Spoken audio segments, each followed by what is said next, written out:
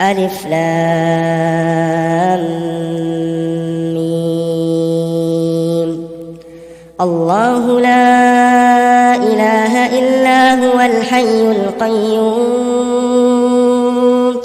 نزل عليك الكتاب بالحق مصدقا لما بين يديه وأنزل التوراة والإنجيل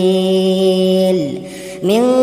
قبل هدى للناس وأنزل الفرقان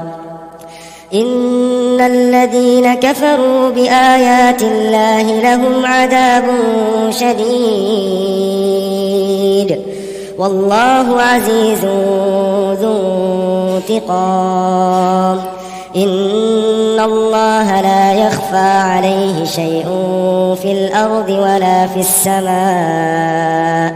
هو الذي يصوركم في الأرحام كيف يشاء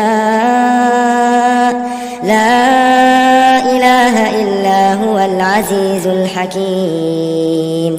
هو الذي أنزل عليك الكتاب منه آيات محكمات هن أم الكتاب وأخر متشابهات فأما الذين في قلوبهم زيغ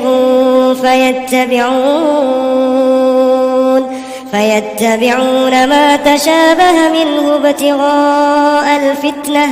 وابتغاء تأويله وما يعلم تأويله إلا الله والراسخون في العلم يقولون آمنا به كل من عند ربنا وما يذكر إلا أولو الألباب ربنا لا تزغ قلوبنا